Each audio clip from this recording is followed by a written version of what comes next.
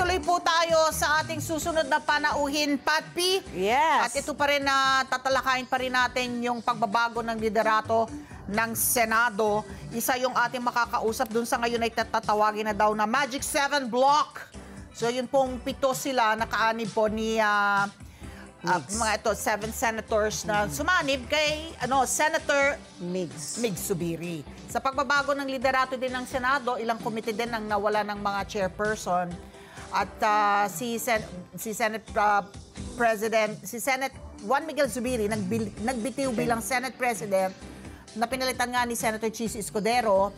Kasama sa mga nagbitiw mula sa kanilang mga komite, sina dating Senate Majority Leader Joel Villanueva, dating Senate President Pro Tempore Loren Legarda, dating Deputy Majority Leader J.V. Ejercito, sina Senator Nancy Binay, na nagbitiw bilang chair ng Ethics and Tourism Committee, Senator Sonny Angara, nagbitiw mula chair ng Senate Finance Committee at Subcommittee on Constitutional Amendments. Samantala, mga komite na wala pa rin chairperson ng Ethics and Privileges, Finance, Tourism at saka Youth.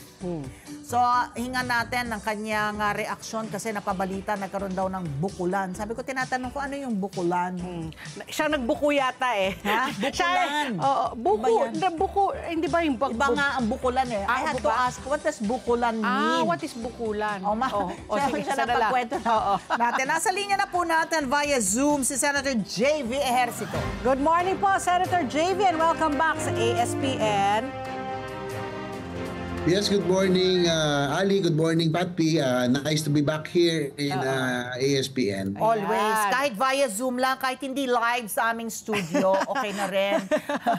Senator JV, before we tackle yung mga moving forward questions namin, medyo in hindsight muna. Dahil syempre kapag ganun, binabalikan natin yung nangyari, laging may aral, hindi ba?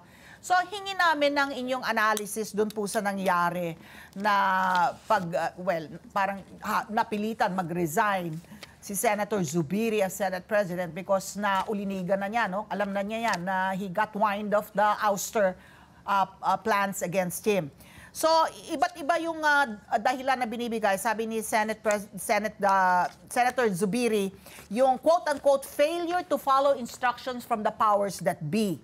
Meron din sinasabi, ano ba yan? Kasi bigo siya na ipatigil kay Senator Bato de la Rosa, yung controversial na PIDEA leaks hearing na yan, na sangkot ng ating kasalukuyang Pangulo, na ayaw niyang sumunod dun sa timeline, certified as urgent, yung economic provisions ng Chacha, amyendahan na, his refusal to speed up itong charter change proceedings, at overall, yung kanyang bilang sa kanyang pamumuno, very low yung output ng Senado. Sa analysis po ninyo, Senator JV, in hindsight, ano po ang dahilan ng ouster po ni Senator Zubiri? Well, una-una, Ali, Patpi, alam naman po natin, the Senate President leads the pleasure of his colleagues. So, talagang it's a numbers game. At nagsimula naman po yung ouster plot na yan, yung mga puro more, since January pa. Kung kainitan ng People's Initiative, Charter Change, kung kainitan ng conflict between the House of Representatives at Senado. Dahil nga hindi po nagkakasundo ng ang Senado at House tungkol puro sa People's Initiative. Dahil sa tingin po namin, hindi po genuine yung People's Initiative dahil wala naman hong consultation yan, wala naman hong talagang nagpaliwanag sa ating mga kababayan at ginamit po ang AIX, tupad at iba pa para makakalap ng signatures. Kaya po, hindi po kami sang-ayon. So doon pa lamang po ay nagsimula na yung rumors na yan. No? Meron siyempre silang nakuhang sigurong ilang kayadong senador na sumasang-ayon sa kanila. Pero yan po ay nag-die down panandalian. Kaya lang, ngayong huli, I think the last nail on the coffin was siguro ito yung pinakamainit, yung PIDEA leak sa hearing. No? Na tingin namin ito yung talagang huling nangyari. Dahil alam naman, alam niyo naman ang Senado, iba po ang karakter nito. No? What is the last bastion of democracy? Iba po ang karakter nito. Hinahayaan natin, we give the leeway in confidence to each committee chair to lead their committees. Hindi po kami pwedeng rito magdikta. Ika nga, no? So nagtuloy-tuloy po ang mga hearings. No? Sa akin gusto ko lang pong pabulaanan yung mga issues na nabanggit mo kanina. Unang-una, yung pong yung bukulan na nangyari daw. Pag-define muna, Ano ba, JV, Senator JV, ano ang bukulan? bukulan? What is bukulan? Yan po yung nangyari, narinig ko ito sa mga black propaganda against the Senate. No? As I mentioned, January pala, nagsimula na yung conflict within the House. At hindi naman tumigil po yung mga kasamahan po natin sa Kongreso na atakihin and to destroy the credibility of the Senate. No? In their daily press conferences, they're attacking senators, the Senate as an institution. Tapos itong mga black propaganda, lumabas na ito beforehand eh. No, yung mga obviously ginastosan po ito, no? Kasi maganda yung production na nadamay pa nga ako eh kasi ayoko na sana magsalita tungkol diyan pero naku, ginawa pa akong ahente ng mga helicopter daw. Diyos ko naman, napaka-cheap naman, di ba? Baka ikaw nagbenta kay Alice Go, ha? Naku, Anyway. sana kung totoo yan. Kung Sige, totoo anyway. po yan, ako yung ahente raw ng Bell, ng Airbus at Bell at iba pa.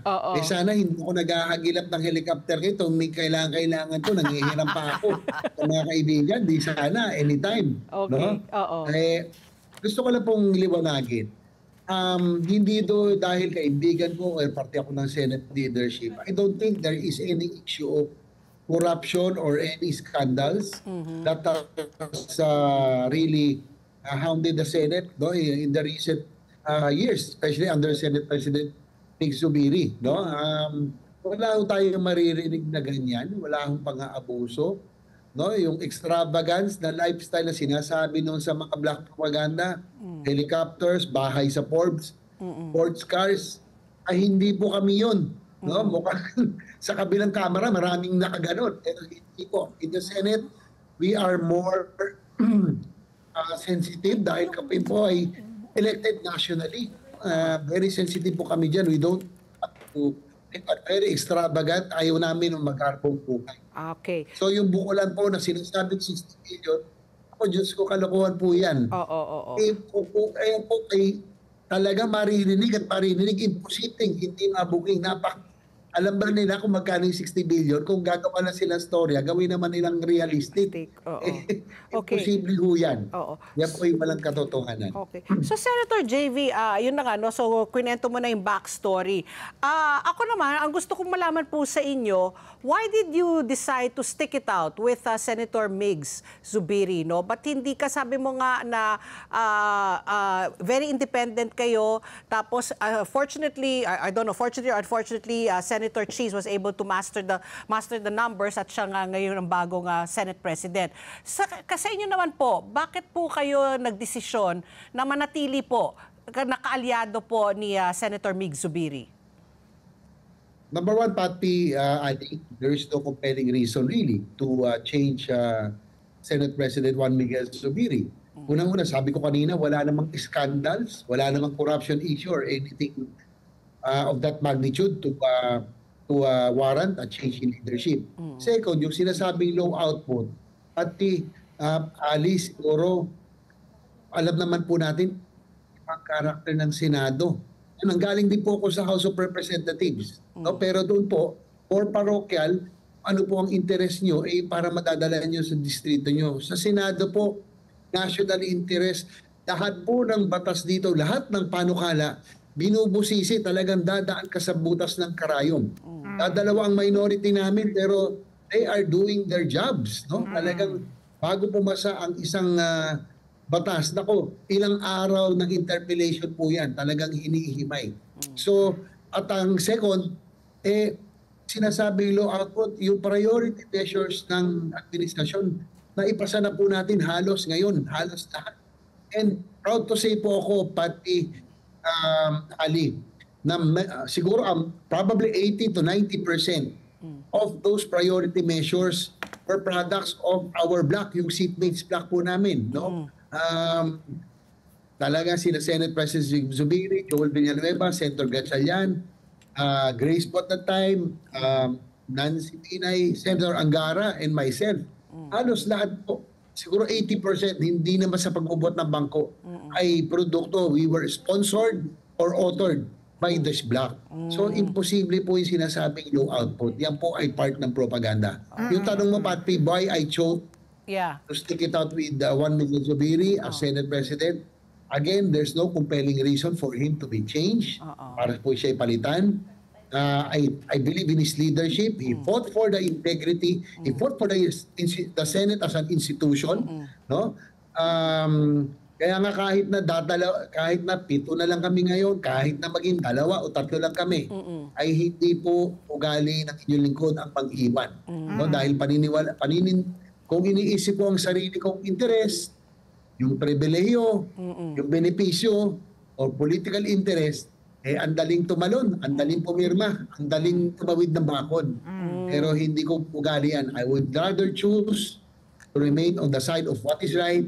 Kaya po kahit ilan na lang po kami, hindi ko po iiwanan si Senate President Mig Subiri. Okay. Makikibalita lamang kami kung ano nangyari dun sa pulong ng ngayon, babagsagan na pa talaga na Magic 7, yung inyong block, o pangkat walang iwanan, parang gano'n. Pero ito kasi nga, ang paulit-ulit nating naririnig kay Senator Mig Subiri, that during the 2 years that he was Senate President, na napanatili po na niya yung independence ng Senate. You can never say na naging stampad itong Senado under his leadership. But on the other hand, dito nga, yun sa, di ba, linabanan yung People's Initiative. Sinabi nyo nga, ito nga, you're taking your time and really studying yung ramifications ng economic provision amendments ng pagdating po sa charter change. Dito po sa pagsulong ng ating bansa, saan tatayo ang inyong grupo, itong Magic 7? Kasi on the one hand, gusto nyo mapanatili yung independence ng Senado bilang independent and co-equal branch of the government, no, na hindi nadidiktahan ng ehekutibo, ng palasyo. But on the other hand, para isulong din yung ating bansa for progress and development, kaya nga may LEDAC, no? Legislative and Executive, yung mga diskusyon para maipasa yung mga batas na pinaniniwalaan po ng ehekutibo. Ito ang magdadala ng pag-unlad sa ating bansa. Kaya nasucertify na urgent po yung ilang bills. Kaya doon siya napupuna na talagang ang bagal yung output po nitong mga isinusulong ng ehekutibo ng palasyo. So saan po tatayo itong Magic 7 na ito? Dahil hindi kayo sumanib kay na Coco Pimentel at Risa Ontiveros, hindi po ba? So saan po ang patutunguhan itong Magic 7 po na ito? Alam mo, Ali, Patpi, our bloc has been very supportive of this administration from the very start. Kasi sa tingin ko, ako personally, the success of the administration is the success of the Filipino people. Lahat naman po ng hiniling po nila ay talagang tinrabaho naman po namin. Talagang hindi ako sang-ayon dyan sa low output. Yan po ay sinasabi lang po ng House. Sa kanila naman po, kasi Ali, Patpi, sorry po hindi ay with the indulgence, doon po napakabilis magpasa ng batas. Hindi doon kadaan sa pagbubusisi. Galing din po ako doon di ba? So, I disagree. Pero in our stance right now, sa ngayon, ang aming pong pasya bilang bloke, we will remain as independent. Oo. Senator?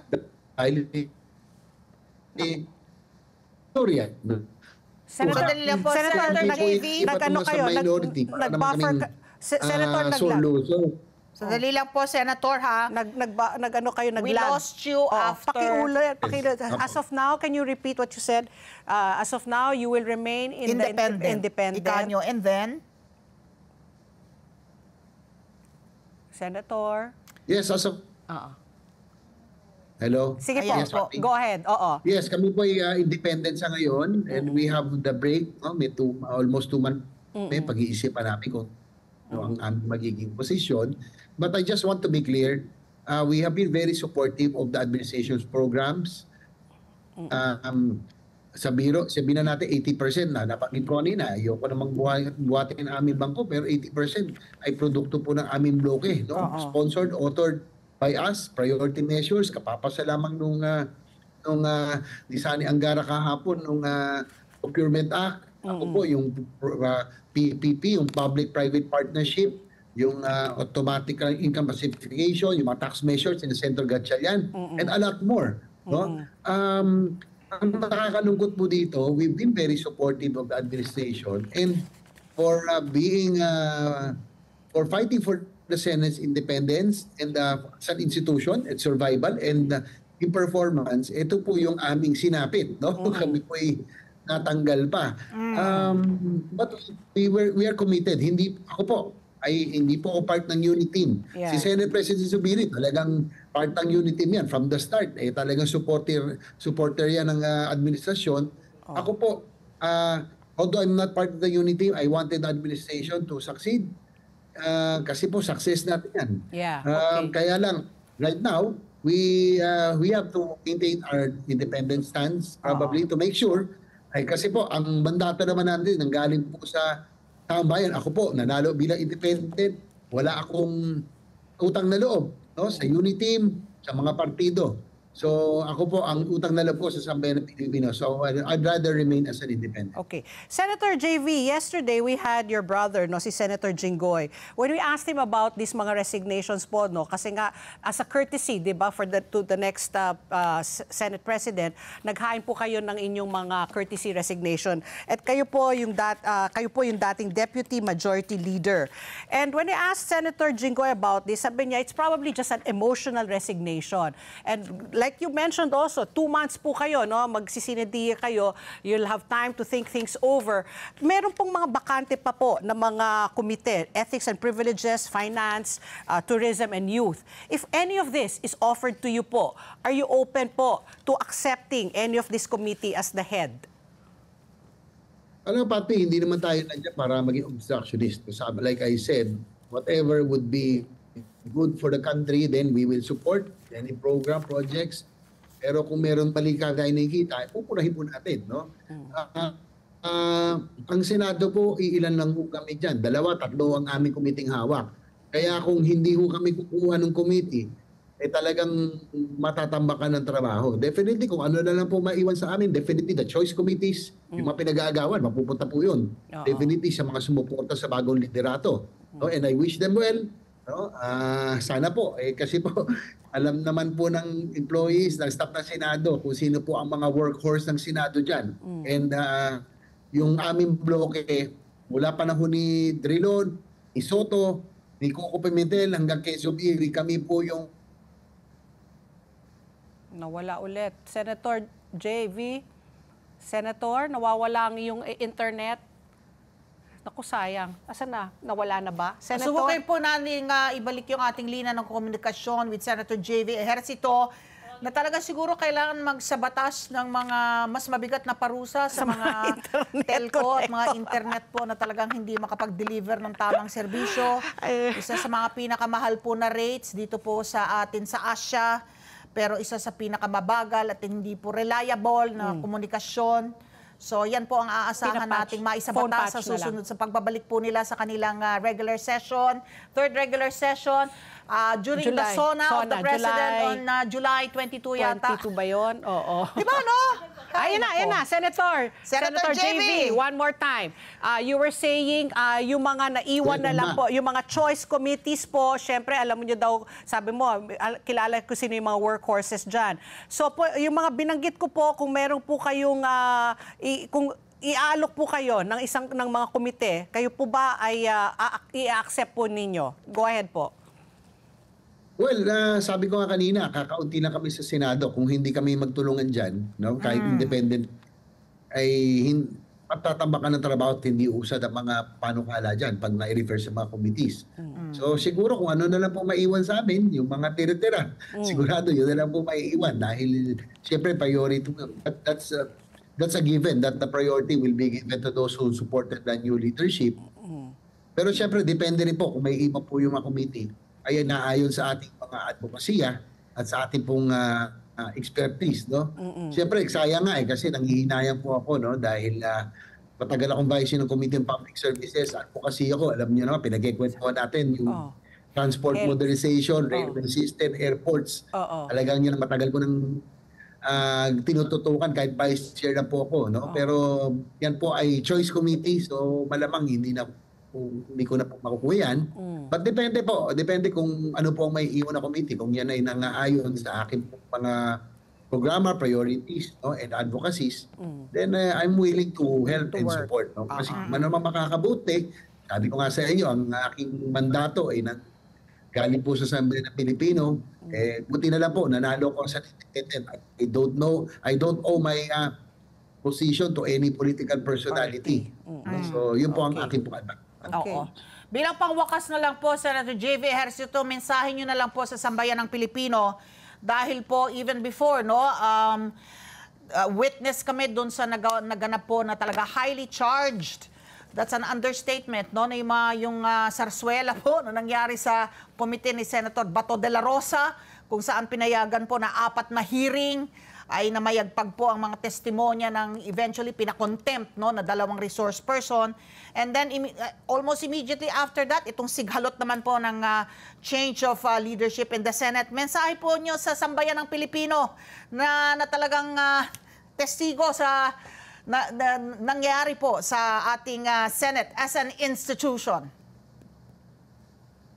Well, siyempre, Ali, pati sa pagkakataon ko, siyempre, ako naman ay umaamin. Siyempre, ako ilubos na nalulungkot pa rin sa nangyaring makaganapan, no? Pagbabago ng liderato.